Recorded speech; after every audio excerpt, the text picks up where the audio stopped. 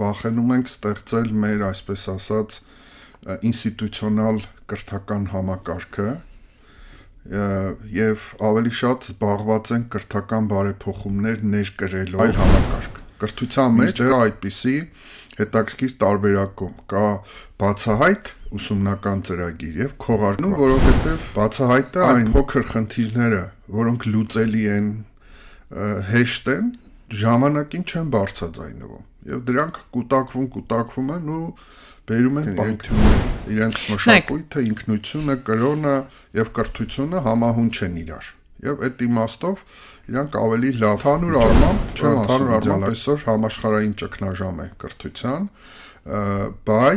բայց կան, այսպես ասած, հաջողության օջախներ։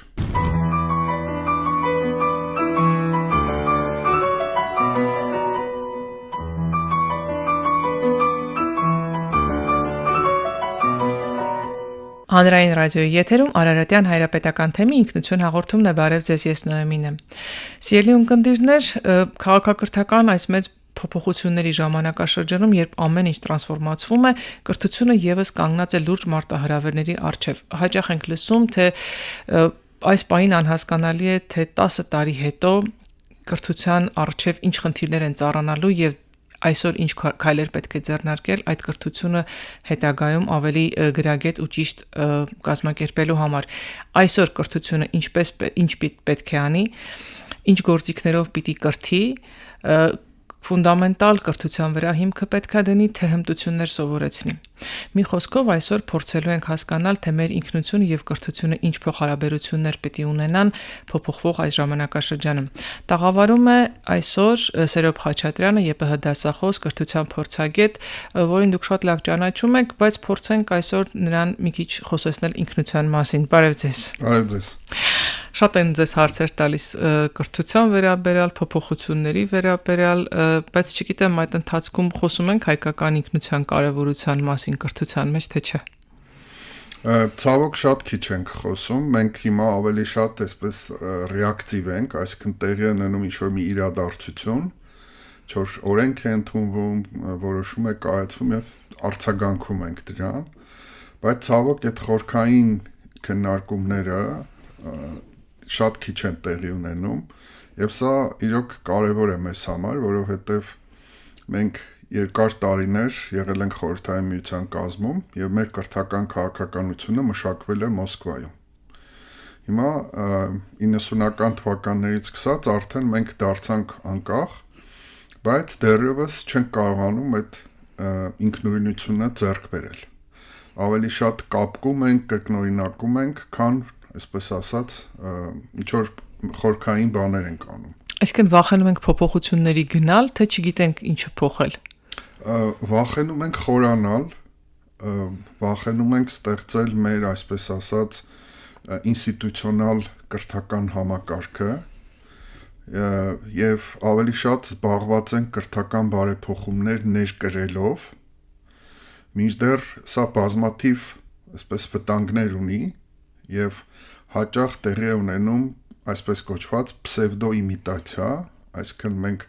փորձում ենք կրկնօրինակել այնպիսի համակարգերի, որոնք մերը չեն կամ դեռևս մենք պատրաստ չենք այդ փոփոխություններին։ Եվ ստացվում է այնպես, որ մենք արտաքուստ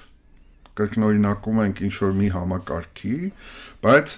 ներքուստ գործում է այլ համակարգ։ Կրթության մեջ կա այդպիսի հետաքրքիր տարբերակում, կա բացահայտ ուսումնական ծրագիր եւ քողարկված։ Բացահայտը այն է, ինչ որ մարդիկ տեսնում են, հրապարակային է, էկրաններին է, պաշտոնական է։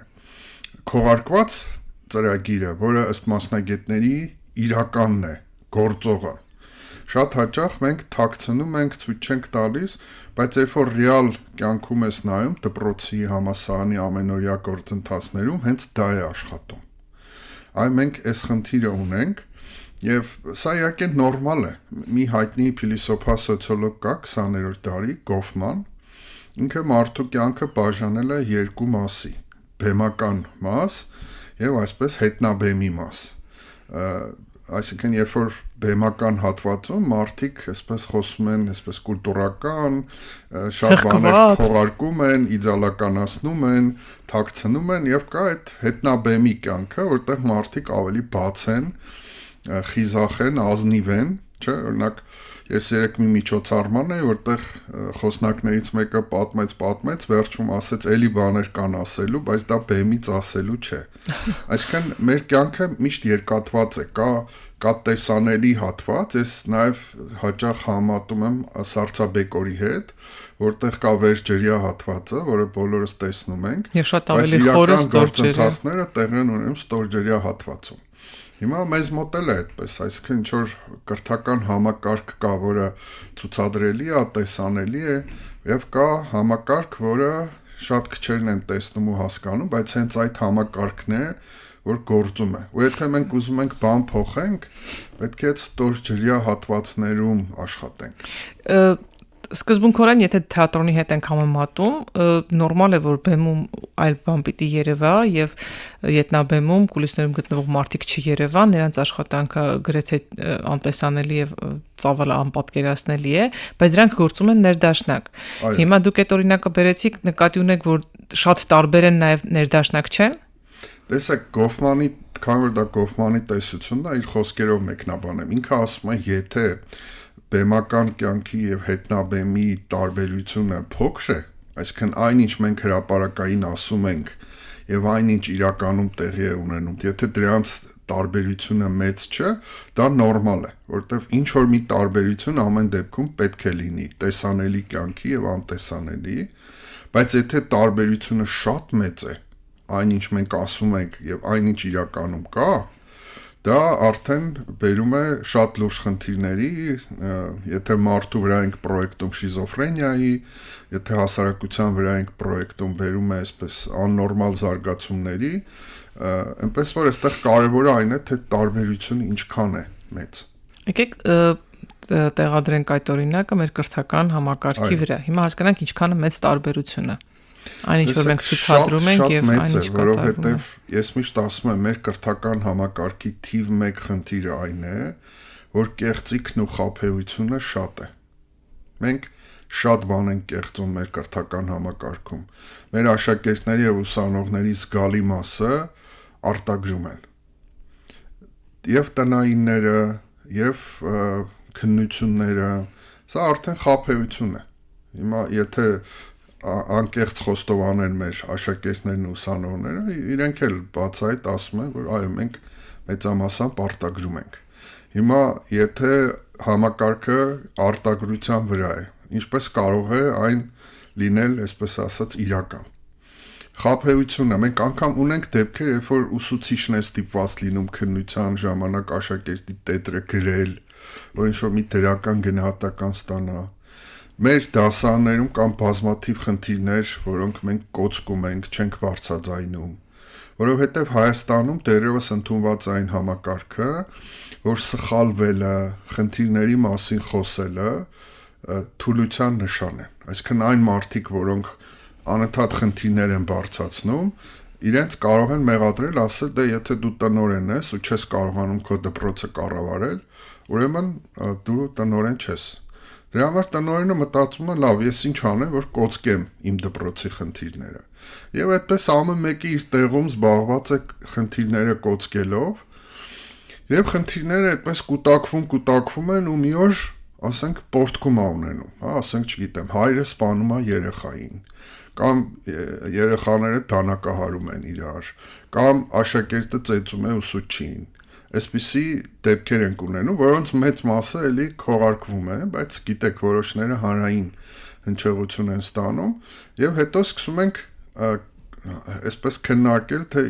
ուր հասանք, ինչու է ամեն ինչը տեղի ունեցավ։ Այդ ամեն ինչը տեղի է ունենում, որովհետեւ այն փոքր խնդիրները, որոնք լուծելի են, հեշտ են, ժամանակին չեն բարձրաձայնվում, եւ դրանք կուտակվում են ու բերում են պայթյունների։ Այսինքն չկա մի հատ մեծ նպատակ, որին ուսուցիչը, աշակերտը եւ տնօրենը լծված են իրականացնելու։ Ստացվում է, որ մեր կրթության առաջ դրված չի նպատակ, ինչին դա պիտի ծառայի։ Եվ եթե չկա այդ մեծ նպատակը, ծառայում է գնահատականին։ Շատ ճիշտ եք, ես նպատակ բառին կավելացնեի եւս մեկ բառ՝ իմաստ։ Տեսեք, խորհրդային միության կրթությունը մենք շատ այսօր քննադատում ենք, չէ, համարում ենք, որ ազատությունը սահմանափակում է։ Բայց ես շատ գոհ եմ, որովհետև ես հանրագիտարանային կրթության մոտ կրթություն եմ Բայց ստացել։ տեսեք, ինչու էր խորհրդային միության կրթությունը ուժեղ, որտեվ կար գաղափար, կար իմաստ, եւ այդ իմաստի վրա կառուցված էր համակարգը։ Հիմա իհարկե այս կեղծիքներ, խաբեություններ, որ ես ասում եմ, այն ժամանակ էլ կար, այն ժամանակ էլ էին արտագրում եւ այլն, բայց ոչ այս աստիճանի։ Եվ այն ժամանակ իրոք սովորելը իմաստ ուներ, որտեվ մարդը հասկանում է, որ եթե ինքը դպրոցում լավ է սովորում, ընդունվում է փուլ, ինքը քիչ թե շատ իր բարեկեցիկ կյանքը ապահովում է, քիչ թե շատ։ Բայց հիմա իմաստ չկա, գաղափարները փլուզված են եւ նոր գաղափար չկա։ Մի գիտնական կա, որ ասում է, որ երբ որ հասարակությունը մեծ գաղափարներ չի առաջարկում, կյանքը վերածվում է անկառավարելի քաոսի։ Հիմա աշխարհը ապրում է այդպիսի ժամանակներում։ Օրինակ Յուվալ Հարարին, հայտնի պատմաբանը, ասում է, որ օրինակ 1930-ական թվականներին 3 գաղափարներ էին իրար հետ մրցում՝ կոմունիզմներ, ֆաշիզմներ եւ լիբերալիզմը։ Հետո ֆաշիզմը պարտվեց, մրցակցությունը գնաց լիբերալիզմի եւ կոմունիզմի միջև, հետո կոմունիզմն էլ պարտվեց, մնաց միայն լիբերալիզմը, հիմա 2008 թվականից հետո լիբերալիզմն էլ ձախողվեց։ Եվ այսօր աշխարհը մնացել է առանց գաղափարների։ Բոլոր գաղափարները, այսպես ասած, պարտված են, նոր գաղափար չկա, եւ հիմա մենք գտնվում ենք մի իրավիճակում, որը հայտնի փիլիսոփա Գրամշին բնութագրել է շատ դիպուկ ձևով, ասելով, որ հինը քանդվել է, բայց նորը դեռ չկա։ Այսինքն կրթական այն խնդիրները, որ ունենք Հայաստանում, մեծ հաշվով տարբեր ձևաչափերով կան աշխարհի բոլոր երկրներում։ Այո, ընդհանուր առմամբ այսօր համաշխարհային ճգնաժամ է կրթության, բայց կան, այսպես ասած, հաջողության օջախներ։ Օրինակ, դրանցից մեկը ընդհանուր առմամբ արևելյան կրթությունն է այսօր շատ հաջողակ, Չինաստան, Ճապոնիա, Սինգապուր, Վիետնամ, Հարավային Կորեա, այս համակարգերն են այսօր հաջողակ, ինչու որտեվ իրանք իրենց գաղափարները դեռ պահել են, այսինքն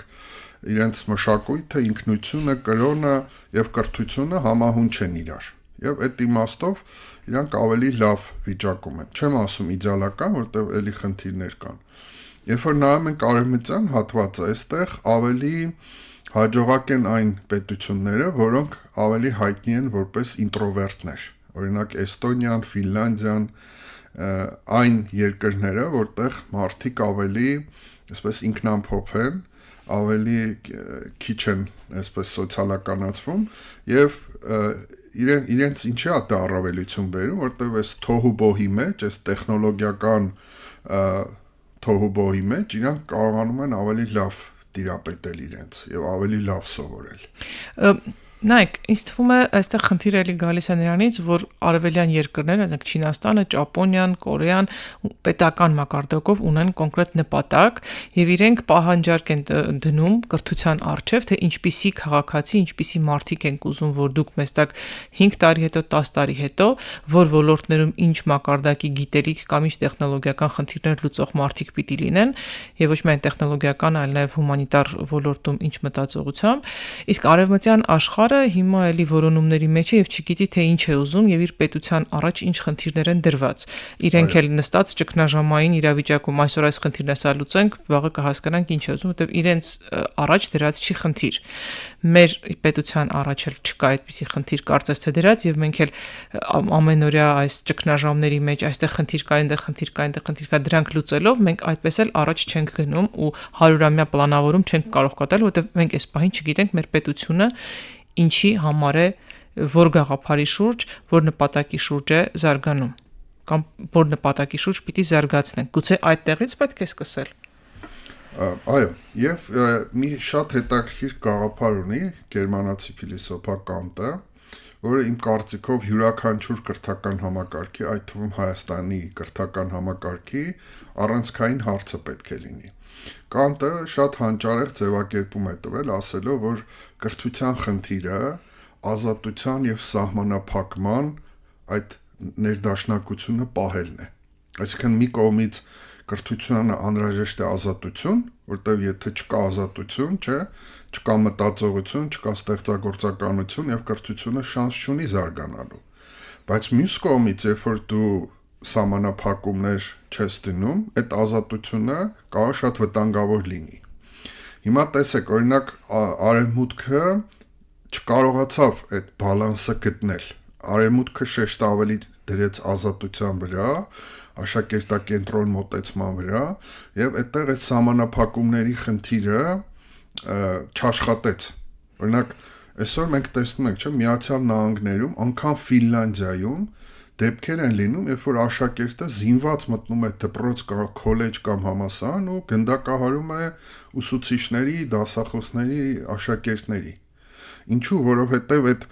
այդ ազատությունը, որ տրվեց, ինքը լավ չբալանսավորվեց սահմանափակումների հետ։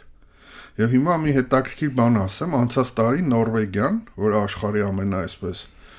զարգացած երկրներից մեկն է, որոշել է դպրոցներ հետ բերել ուսուցչի կողմից ֆիզիկական միջամտությունը։ Ծեծը։ Դա չէ, հենց ուղիղ ծեծը չէ, բայց պետքա մշակվի ինչ-որ հատուկ կարգավորումներ, թե ինչպես կարող է ուսուցիչը սաստել անկարգապահ աշակերտին։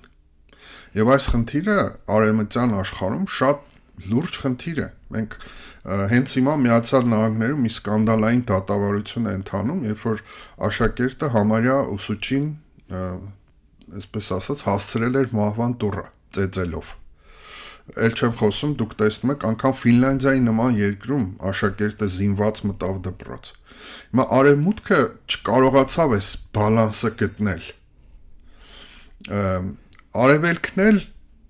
բալանսը ավելի շատ տարել է դեպի սահմանափակումները։ Սա իհարկե շատ օգնում է կրթության թեստերի արդյունքներ,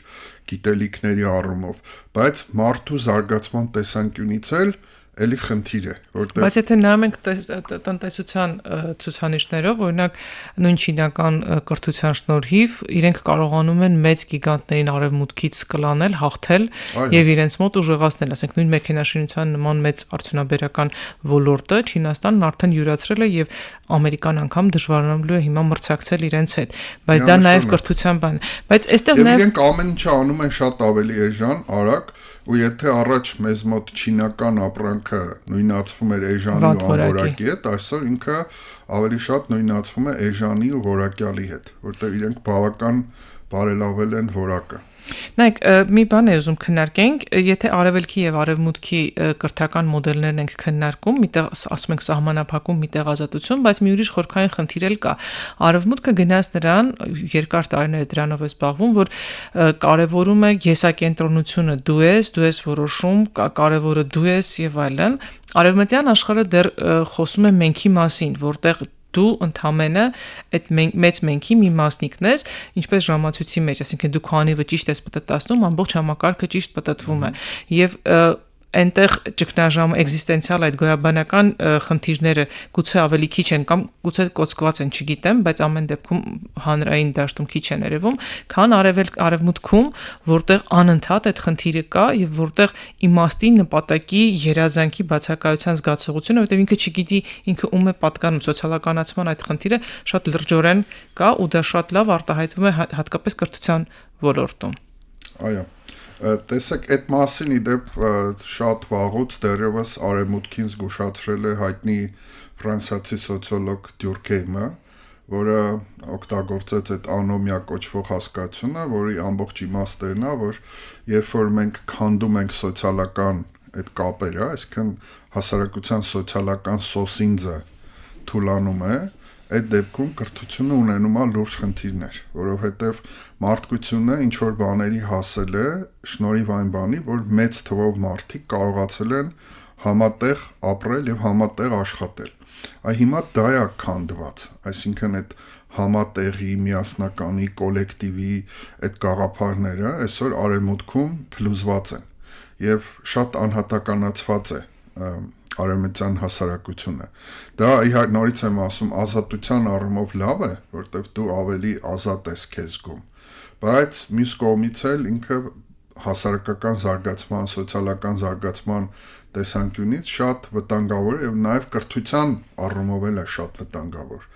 Եվ հիմա ցավալի է, որ այս միտումները նաեւ հիմա Հայաստանում էլ մենք ունենք։ Այսօր մենք դպրոցներում ունենք երեխաներ, որոնք չեն ուզում խմբային աշխատանք անել, չեն ուզում համատեղ աշխատել այլ աշակերտների հետ, նախընտրում են միայնակ աշխատելը, առանձին աշխատելը, մեկուսանալը,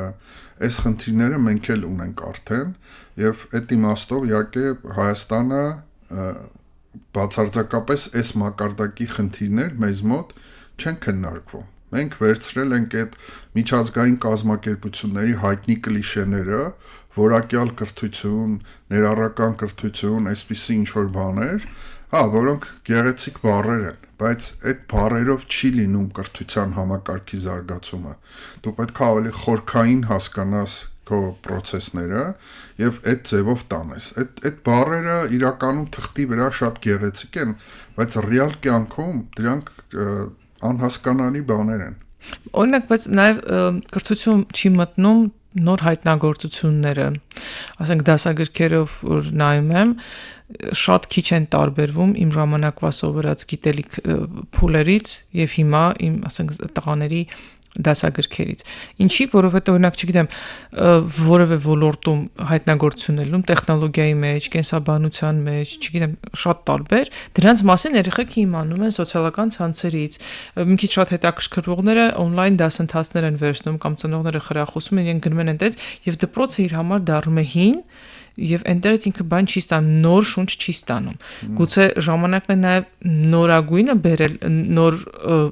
ձեռքբերումները համաշխարհային բերել դպրոց, որպեսզի այնտեղից պարտադիր չի դասագրքում անընդհատ որևէ պարագրաֆ ավելանա դրա մասին, բայց ուսուցիչի ազատություն ունենա նաև դրանք ներկայացնելու, որ երեխային հետաքրքիր լինի, որտեղ այն ինչ կատարում է սոցցանցում շատ կարճ է, արագ է, գեղեցիկ է, երաժշտությամբ համեմված է, իսկ այն ինչ որ կատարում է դպրոցում մռայլ է, տխուր է, երկար է, անհետաքրքիր է։ Այո, այդ շատ լավ հարց տվեցիք եւ այդ թեմայի մասին խոսելիս ես միշտ բերում եմ հայտնի տնտեսագետ Բաումոլի այդ սկզբունքը, ինքը շատ հետաքրքիր մի բան է ասում, որ կյանքում կան ոլորտներ, որտեղ տեխնոլոգիական զարգացումը բերում է արտադրողականության կտրուկ աճի։ Օրինակ, ասենք, չգիտեմ, զարգանում է տեխնիկան, որի արդյունքում մարդիկ, ասենք, ավելի հեշտ են տեղաշարժվում, չէ՞, մեքենաների արագությունը, բարձրանում է ճանապարհների որակը կամ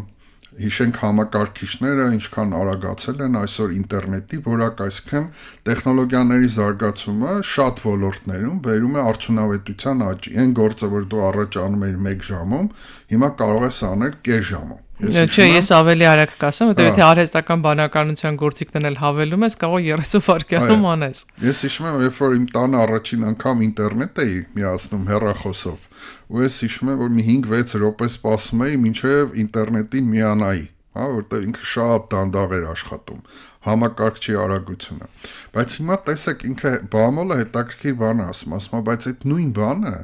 կրթության ոլորտում եւ մի քանի այլ սոցիալական ոլորտներում չի աշխատում։ Օրինակի համար ինքը ասում է, մենք ինչքան էլ տեխնոլոգիաները զարգացնենք, միևնույնն է չեն կարող այնպես անել, որ դասը 45 րոպեի փոխարեն տևի օրինակ ասենք 20 րոպե, որովհետեւ ինչքան էլ դու տեխնոլոգիան զարգացնես, միևնույնն է այդ նյութը սովորեցնելու համար որոշակի էլի ժամանակ է պետք։ Դրանից կրթության արդյունավետությունը չի բարձրանում։ Հիմա մենք ինչքան էլ լսարաններում տնենք խելացի գրատախտակներ, նոր տեխնոլոգիաներ, բաներ, դա չի նշանակում, որ ես կարող եմ, ասենք, Կանտի փիլիսոփայությունը 5 րոպեում սովորել։ Չնայած այդպիսի հիմար գրքեր կան, տեսած կրնեք, Կանտ, ինչպես սովորել Կանտ 60 րոպեում, բայց պարզ է դա այդպես չի լինում։ Հիմա դա ինչ է նշանակում։ Դա նշանակում է, որ կրթության ոլորտում արդյունավետությունը տեխնոլոգիաների զարգացման արդյունքում չի աճում,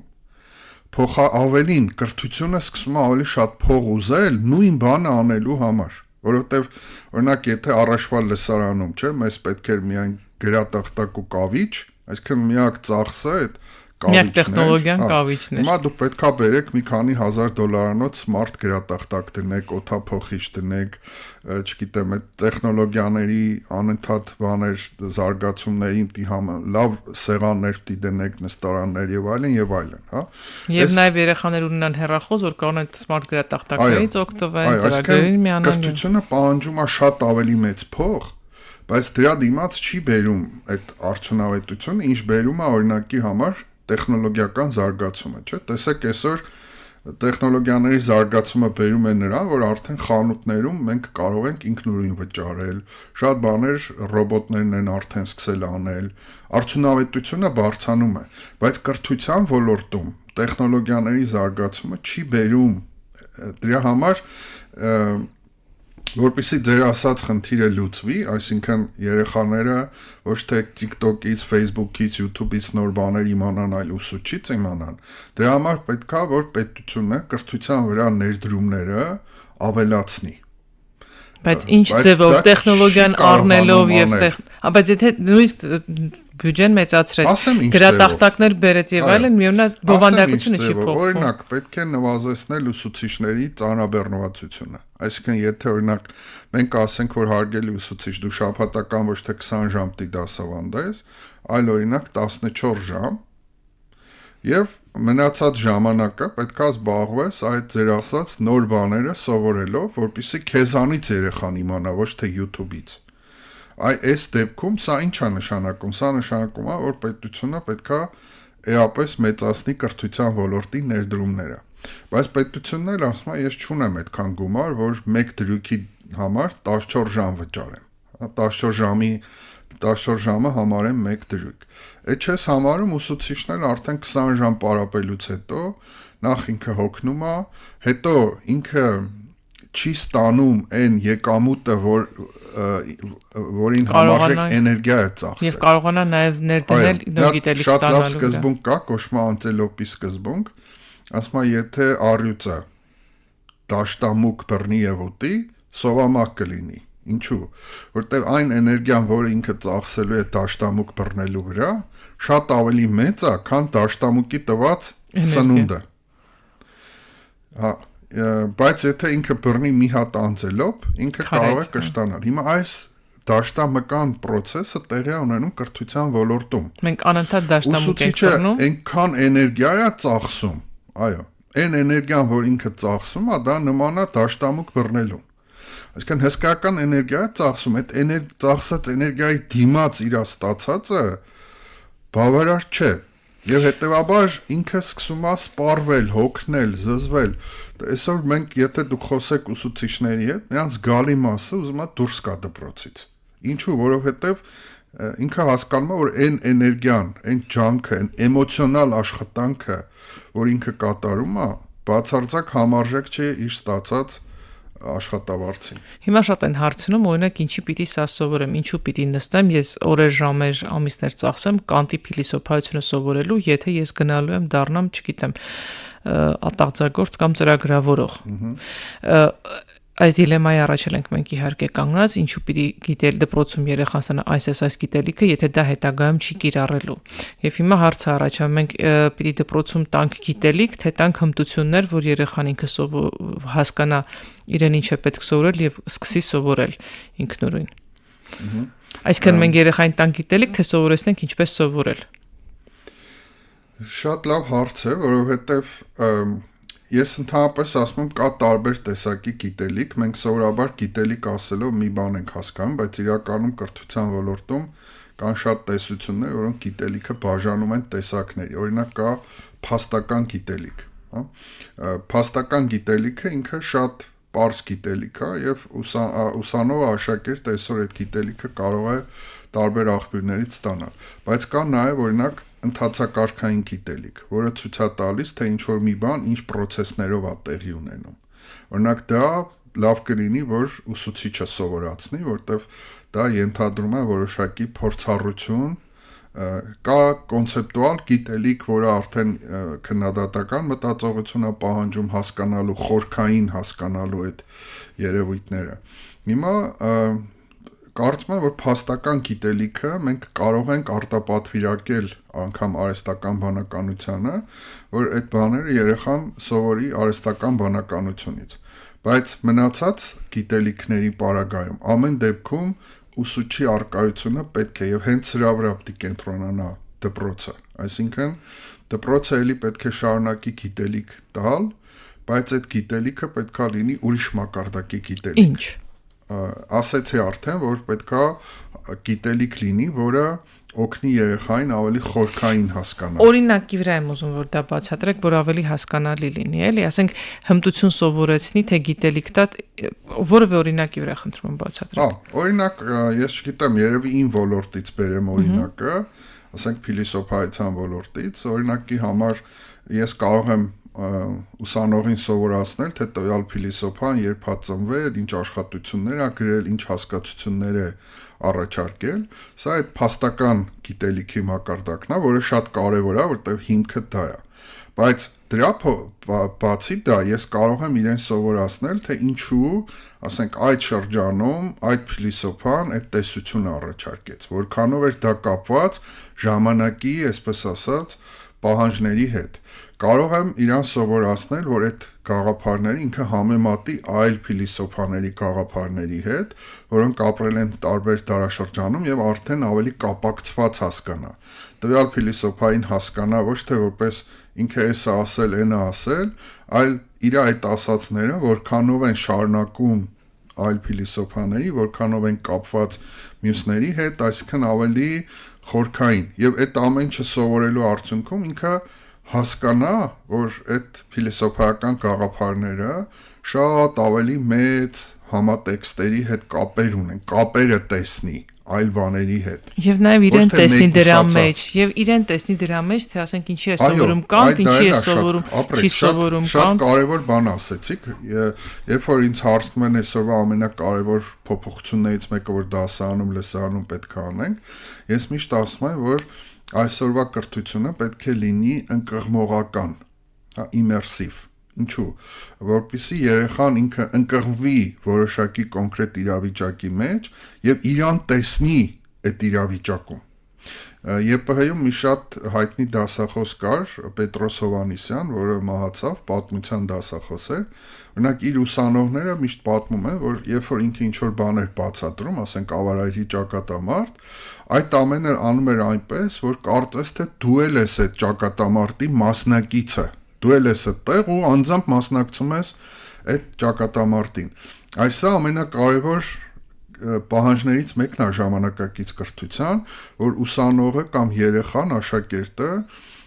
իրեն տեսնի այդ process-ների մեջ։ Դա շատ կարևոր է, այո, ինքը լինի մասնակից, որտեղ այսօրվա երեխաները չեն ուզում լինել ուղևոր, իրենք ուզում են լինել վարորդ։ Իրենք են ուզում մեքենան վարել։ Իրենք չեն ուզում пассив նստել եւ տեսնել ուսուցիչը ինչպես է մեքենան վարում։ Անկամ թանգարաններում հիմա ինտերակտիվությունը մեծացնում են, որ ոչ թե գնաս ուղակի տեսնես, թե դա ինչ է, իմանաս ինչ է, այլ շոշափես, լսես, բույրը զգաս, չգիտեմ ինչ անես։ Իսկ դպրոցը մնացել է նույնը, եւ ցավալիորեն դասագրքերը, որ նայում ենք, մի պարագրաֆը ընդհանրապես կապ չունի մյուս պարագրաֆի հետ, երեխան սա սովորում է առանձին, հաջորդը առանձին եւ ընդհանուր այդ կապը շղթան չի տեսնում։ Բայց մենք այլի գալիս ենք հանգում ենք նրան, որ այս ամեն ինչի մեջ չկա այն երազանքը, թե ինչի համար եմ այս ամեն ինչը սովորում, չկա այդ նպատակը եւ ինչ էլ անես, մեկը ոչ մի բանի մասին է լինելու, բայց եթե լինի նպատակը, ուսուցիչն էլ կիմանա 60 րոպեմ ամեն դեպքում տեղավորվի Կանտ բացատրի, թե ընդհանրապես Կանտին շրջանցի եւ երեխային սովորացնի ինչպես կողքի երեխային նստած օգնի կամ, չգիտեմ, եթե ձեռքը կտրվել է, սանտավիկ կպցնի, որ կողքի երեխան լավ զգա օրինակ, ուսուցիչը չգիտի ինչի համար է ինքը շատ ճիշտ եք ասում։ Դա դասագրքերի մասով ասեմ, մեզ մոտ դասագրքերի ստեղծման process-ը շատ այսպես ոչ պրոֆեսիոնալ ձևով է լինում։ Դա էլ նպատակի բացակայության պատճառով է։ Այո, այսինքն ինչ որ մարդկանց են հավաքում ստեղից, ով կարող է սա գրել, այս մեկը բերեք, այդպես նստում են մի քանի ամսում, ամեն մեկ իր մասը գրում է, կպցնում են, հրապարակում են, բայց այդպես չպետք է լինի։ Մեզ մոտ պետքա դասագրքաստեղծ ինստիտուտներ լինեն, այսինքն խմբեր մարդիկ, որոնք ամեն օր, ամեն ժամ զբաղված են այդ առարկայի դասագրքերի ապագա մշակումներով եւ այդտեղ իրանք պիտի կապը պահեն եւ ուսուցիչների հետ եւ գիտական հաստատությունների հետ եւ գլոբալ զարգացումների հետ մեզ մոտ էս չկա, այսինքն մտածում ենք ով կարող է այս գործը անել, մեկին բերում ենք, բայց այդ մեկն էլ կարող է իր առարկան լավ գիտի, բայց ինքը այդ առարկայի մանկավարժայնացում չունի։ Հիմա Եվ մի կարևոր բան էլ ասեմ ձեր ասացին արձագանքելով, ես միշտ այսպիսի պատկերավոր համատություն եմ անում։ Մենք հիմա մեր կրթական համակարգը նման է մի վիճակի, երբ որ մեզ տվել են puzzle-ի կտորներ, բայց puzzle-ի նկարը չկա։ Ու մենք չգիտենք ինչ ենք հավաքում։ Ձեր ասացի շարունակություն որպես։ Այդ դասագիր գրողին ձերքին կա puzzle-ի կտոր։ Ինքը իր կտորն է հավաքում, բայց ինքը չգիտի այս մեծ կտավը ինչ է բոլոր կտորները ինչ են։ Առաջ էլ հակառակ process-ն ունեինք սովետի ժամանակ։ Այն ժամանակ էլ մեզ տվել էին puzzle-ի նկարը, բայց ասում էին դուք կտորների հետ գործ չունեք, որտեվ դուք ազատ չեք, հա, մենք վերևներում ձեր փոխարեն ամեն ինչ արել ենք։ Դուք այս նկարը անգիր սովորեք։ Հիմա այս վիճակը ունենք, որ մարդիկ ինչ որ փոքր-մոքր բաներ են անում, բայց թե այդ փոքր-մոքր բաները ինչ իմաստի, ինչ ամբողջության մեջ են հավաքվում, հա, այդ եթե դու puzzle-ի նկարը չունես, դու չես կարող հավաքել։ Հիմա մենք այդ իրավիճակում ենք։ Հիմա գնացեք հարցրեք մեր ուսուցիչներին, տնօրեններին, դասախոսներին, ասեք կրթության զարգացման պետական ծրագիրը։ Ինչ թիրախներ, ինչ նպատակներ ունի, դուք դա լսարանում, դասարանում ներդնում եք, անում եք։ Եթե 10%-ը ձեզ ասի, որ ինքը տեղյակ է այդ ծրագրում ինչա գրված, ես շատ ուրախ կլինեմ։ Հիմա դպրոցը պիտի տա զուտ գիտելիք, թե ավելի շատ կենտրոնանա հմտությունների վրա, որ երեխան կարողանա ինչ-որ խնդիրներ լուծել։ Երեխան կարողանա դասագրքի պակաս ինֆորմացիան հասկանալ, որտեղից պիտի գնա գտնել։ Հասկանա, թե օրինակ արհեստական բանականության հետ ոնց աշխատի, որ արհեստական բանականության հորինած սխալ ինֆորմացիան չյուրացնի որպես ճիշտ եւ հետագայում կանգնի ավելի լուրջ խնդիրների առջեւ։ Դպրոցը պիտի մնա որպես ուղղակի ինֆորմացիա տրամադրող, որը ժամանակակից կյանքում միշտ չի որ օգտակար կամ անհրաժեշտ է լինում մարդուն, թե ձևավորի հմտություններ ունեցող որոշումներ կայացնող մարդ։ Բայց դպրոցը մի բան էլ պիտի անի։ Դա այսպես ասած սովետական տերմիններով ասած դաստիարակությունն է, այսօրվա տերմիններով ասած արժեքային կրթություն կամ բարոյական կրթություն, այս սա է ամենակարևոր բաներից մեկը։ Այսինքն միայն գիտելիք հմտություն տալը դա նույնիսկ վտանգավոր է։ Եթե երեխան շատ բան գիտի, շատ բան կարող է անել, բայց չունի արժեքային համակարգ, դա անգամ վտանգավոր է, որտեղ այդ դեպքում երեխան կարող է կրթված սրիկա դառնալ։ Ոնց տալ այդ արժեքային համակարգը։ Դա արդեն գլոբալ խնդիր է եւ դա պետք է ընդհանուր հասարակությունից գա։ Օրինակ, ինչու են Էստոնիան, չգիտեմ, Սինգապուրը ավելի լավ հաջողությունների հասնում կրթության ոլորտում, որտեղ իրենց հասարակությունները ավելի լավ օրինակ են ցույց տալիս։ Մենք միշտ ասում ենք, ինչպիսի դպրոց է պետք մեր հասարակությանը, չէ՞։ Ես միշտ հակառակ հարցներ եմ տալիս, ասում եմ, իսկ ինչպիսի հասարակություն է պետք մեր դպրոցին, որտեղ դպրոցը միշտ հասարակության հայելին է։ Այն խնդիրները, որ մենք այսօր ունենք դպրոցներում, մեծ մասամբ դրանք հասարակությունից եկող խնդիրներ են։ Ուզում ենք այդ դաստիարակության վիճակը լավանա, պետք է հասարակությունը լավանա, ընտանիքները պիտի լավանան։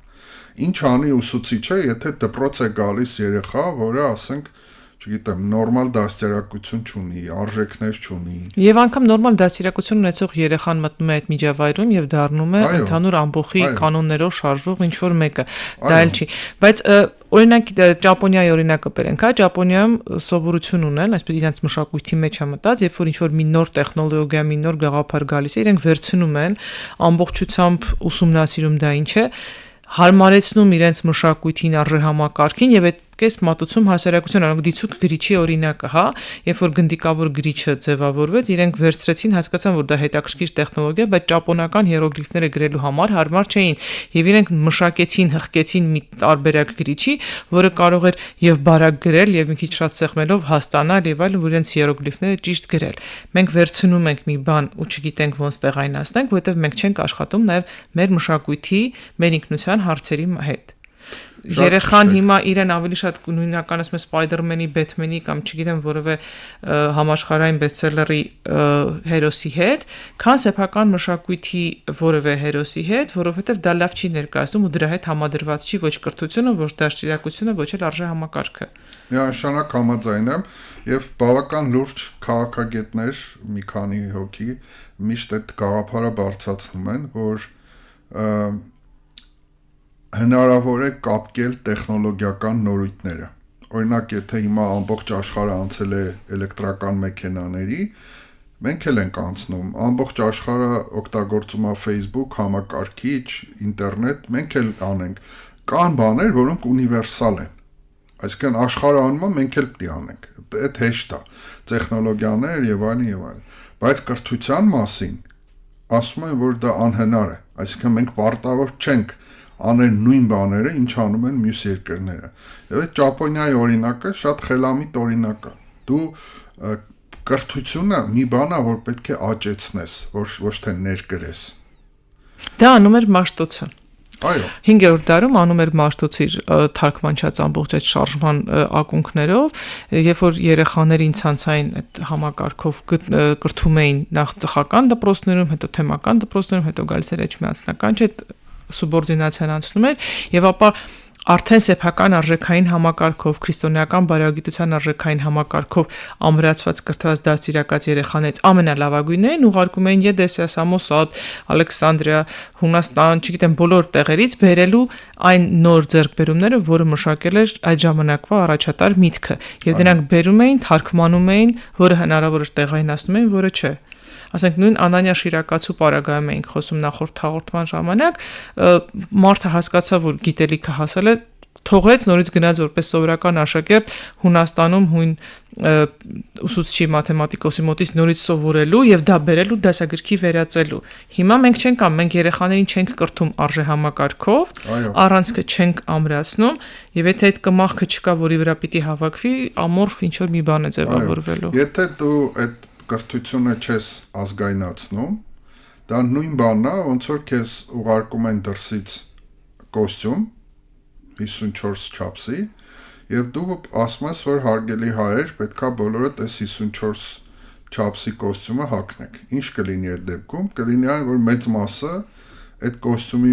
մեջ կամ չի տեղավորվի, կամ իր վրա շատ մեծ կլինի։ Հիմա մենք այդ վիճակում ենք, այսինքն մենք ներկրում ենք ռեֆորմը, բայց գիտեք Հայաստանում մի հետաքրքիր բան է տեղի ունենում, որին ոչ ոք ուշադրություն չի դարձնում։ Այդ այն է, որ կրթության համակարգը լուր դիմադրում է։ Շատ փոփոխություններ, որոնք ներկրվում են Հայաստան, ինչու չեն հաջողում։ Որտեղ ուսուցիչը, տնօրենը, աշակերտը, ծնողը, չգիտեմ, տեսուչը տեղերում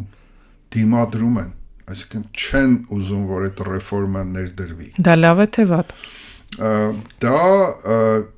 Դա խնդիր է։ Դա նշանակում է, որ կառավարումը ճիշտ չի արվում, որովհետև դու դա պետք է հասկանաս։ Կարող է մենք ինչ-որ մի բան ենք անում, որը Հայաստանում չի աշխատում։ Կարող է մենք երկխոսելու խնդիր ունենք։ Հայաստանում այդ երկխոսության պակասներ կա։ Այսինքն չեն ուզում մարդիկ լսեն քննադատություն, այլ կարծիք, ուզում են լսեն միայն հաջողություններ, հաջողախոսություններ եւ այլն։ Այդ երկխոսությունը պետք է լինի։ Օրինակ նույն ներառական կրթությունը, չէ՞, ես ինչ հիշում եմ 20 տարի է Հայաստանում բանավեճ է։ 20 տարի նախարարությունը անդադ ասում է, սա մենք պետք է անենք,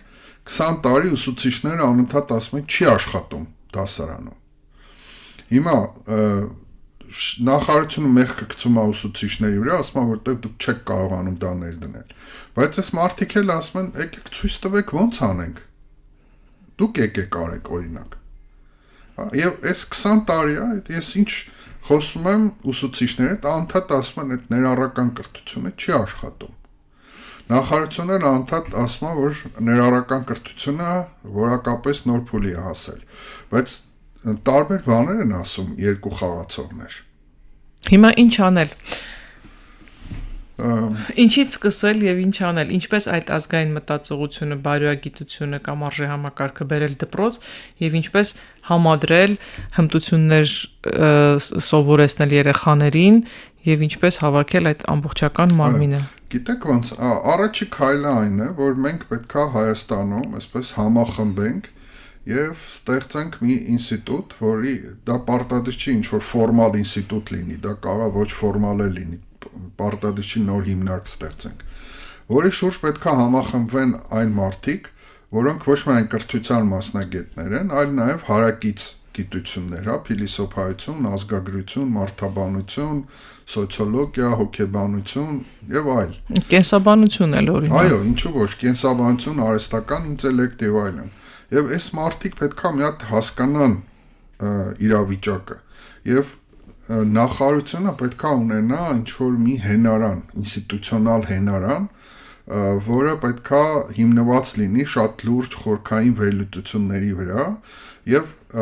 նախարարությունը իրականում պետքա լինի այդ ամեն ինչի իրականացնողը։ Մեզ մոտ չկա այդ հիմքը եւ մեզ մոտ մի իրավիճակ կա, որ գլխավորապես նախարարն է որոշում ինչ անենք, ոնց անենք։ Դա ճիշտ չէ, որովհետեւ նախարարների ճաշակները կարող են տարբեր լինել, ու դա պատճառը, որ հաճախ մեր համակարգը ցնցվում է, այսինքն ինչ որ բան է արվում, հետո գալիս են, ասում են, այդ լավ չէ, հիմա ուրիշ ձև ենք անելու։ Հետո մյուսն է գալիս, ասում է, դա լավ չի, հիմա էս ենք անելու։ Բայց այդ կայուն բանը չկա, գիծը, այսինքն կրթության համակարգում պետքա լինի մարդկանց մի խումբ, որոնք լինեն այդ կայուն խումբը եւ իրանք պետքա այդ գաղափարական խորքային բաները ասեն։ Այսինքն փիլիսոփայական դիսկուրս չկա, երկխոսություն չկա ոչ մի ոլորտում։ Եվ ոչ միայն դիսկուրս, այլ աշխատանք էլ չկա։ Հիմա բազմաթիվ ոլորտների մասին մենք եթե հարցնենք օրինակ ինչ որ մի ուսումնասիրություն կա, նույն դիսերտացիաները, չէ, կրթության ոլորտում հսկայական դիսերտացիաներ են պաշտպանվում։ Հիմա եկեք գնանք նախարարությանը հարցնենք, ասենք մեզ թվեք 5 դիսերտացիա Հայաստանում պաշտպանված, որը դուք օգտագործել եք ձեր բարեփոխումները իրականացնելիս։ Կարող անգամ մեկը չկարողանան ասել։ Բայց երբ որ նայում ենք այդ դիսերտացիաների թեմաները, բոլորը մեկը մյուսից ավելի հավակնոտ, բան, հիմա պետք է հասկանալ, ասենք, այս դիսերտացիաները իրականության հետ կապ չունեն։ Ինքնանպատակ են ուղղակի։ Ինքնանպատակ են ուղղակի կոչում ստանալու համար են, թե նախարարությունը չի տեսնում այս դիսերտացիաների ներսում առկա կարևոր գաղափարներ եւ չի կիրառում։ Այ անգամ էս չկա։ Հիմա երկխոսություն չկա կրթության տեսաբանների, պրակտիկ բաների։ Ես օրինակ վերջերս մի կոնֆերանսի էի Հայաստանում կրթության վերաբերյալ, եւ այդպես տարբեր ինչ որ ռեֆորմներից բաներից ենք խոսում եւ ասենք կոնկրետ պետական համակարգից ոչ ոք ներկա չէր։ Հիմա ում համար են այս գիտնականները խոսում։ Իրանք ասում են, իրանք լսում են, CV-ում գրում են, որ մասնակցել եմ այս կոնֆերանսին, տպել եմ այս հոդվածը։ Հիմա պետք է հասկանալ, այս հոդվածներն են անպետք։ Ախր էլի գալիս ենք էլի այդ նույն խնդրի առաջ ենք կանգնում փաստորեն, եթե չկա նպատակ, նախարարությունն էլ չգիտի այդ դիսերտացիան իրեն պետք է թե չէ։ Եթե ես օրինակ պիտի սարքեմ տորտ, ես գիտեմ, որ ինձ հավքի թե պետք է այսքան ալյուր է, պետք շաքարավազ է, պետք ջուր է, պետք եւ այլն։ Եթե ես չգիտեմ թե ինչ եմ սարքելու, ես ու մտա խանութ չեմ իմանալու, որ բաժնից որ ապրանքը վերցնել։ Հիմա եկեք ձևավորենք նպատակ, եկեք ձևավորենք այդ մեր ազգային երազանքը, հասկանանք բոլորս ուր ենք ուզում գնանք եւ մեր պետությունը իր բոլոր բաժիններով, բոլոր գործիքակազմերի բաղադրիչներով ինչի համար է աշխատելու։ Գիտեն, բայց այդ իմացածը, ինչպես ես սկզբում ասացի, շատ ֆորմալ է։ Հիմա եթե հարցնեք, ինչ կրթություն է կառուցում Հայաստանում, ձեզ կասեն որակյալ, բայց որակյալ ինչի ծառա։ Կառուցում ենք որակյալ ներառական, չգիտեմ, մասնակցային կրթություն։ Հանուն ինչի։ Այդ հանունը ինչն է։ Բարեկեցության։ Իսկ բարեկեցությունը ո՞րն է։ Այսինքն ես ասում եմ, հիմա այ հիմիկվա վատ բաներից մեկը է նա, որ թղթերի վրա գրվում են սիրուն բառեր, բայց այդ բառերի հետևում ինչ է, ինչ կոնկրետ ճանապարհային քարտեզներ կան, ինչ կոնկրետ քայլեր պետք է արվեն, այդ դա ոչ ոք չգիտի։ Այդ ցավոք, բայց Պատասխան չունեցանք, ես չէի հավակնում իհարկե պատասխան, բայց քննարկում հարցեր էլի բարձրացան եւ հուսով եմ, որ էլի մարդիկ կմիանան այս քննարկումներին եւ գոնե Պատասխանը փիլիսոփա պարզ է, մենք հայերս պետքա կարողանանք գտնել ազատության կանտին նորից վերադառնանք, ազատության եւ սահմանափակման բալանսը, ճիշտ բալանսը։ Եվ նաեւ պետքա նայենք մեր նման ժողովրդին, այսպիսի խառնվածքը, այսպիսի իրավիճակը, ինչպիսի կրթություն է պետք։ 2016 թվականին թե 17 կրթության նախարարությունը մի հետաքրքիր վերնագիր էր դրել իր զարգացման ծրագրին, որին շատ դուր եկավ։ Եվ այն կոչվում էր կրթություն, որը մեզ պետք է։ Հիմա մենք պետք է գտնենք այն կրթությունը, որը մեզ պետք է։ Նախկին սխեման շատ հեշտ էր՝ կրթություն, աշխատանք, թոշակ, մահ։ 4 քայլով էր գնում մարդը ստանդարտ։ Այսօր կրթությունը կարող է մինչև մահ, ոչ թե կարող, այլ պետք է գնա։ անընդհատ դի սովորել։ Այո։ Բայց նաև ներսում հասկանալ այդ հանուն ինչի ենք սովորում, ինչն ենք փոխում, ինչն ենք ուզում նորացնել եւ դրա համար մեզ ինչ գիտելիք, ինչ հմտություն, ինչ կարողություն եւ ինչ ծանոթների շրջանակ է պետք։ Եվ դա պետք է ունիվերսալ լինի, վերջերս այս մեծահասակների կրթության մի թեզ էի նայում, որտեղ ասում է, որ ցավոք այդ ամբողջ կյանքի ընթացքում կրթությունը վերաբերում է այն մարդկանց, որոնք շատ գիտելիքներ ունեն։ Հասարակության մյուս մասը, որը գիտելիքներ չունի, իրանց մոտ կրթությունը ընդհատվում է։ Հայաստանում թե աշխարհում։ Աշխարհում։ Հայաստանում երևի ավելի շատ մեծ դոզայով, որովհետև դեռ նույնիսկ երիտասարդների մոտ ինչ որ մի շերտ կա, որը դեռ չի հասկանում, որ համալսարանն ավարտելով իր խնդիրը դեռ չի լուծվում։ Այո։ Շնորհակալություն պարոն Խաչատրյան հետաքրքիր զրույցի համար, հուսամ մեր ունկնդիրների մոտ եւս այս հարցերը ներսում ինչ որ բան շարժեցին, որովհետեւ ինչքան շատ ներսում բջիջներ շարժվեն, այնքան շատ հարցերը կստիպեն պատասխաններ գտնել եւ լուծումներ գտնել, իսկ եթե ընդհանրապես 1-2 հոգի է ցավում կամ տեսնում այդ խնդիրը, դեռ լուծման ճանապարհը հեռու է ուրեմն։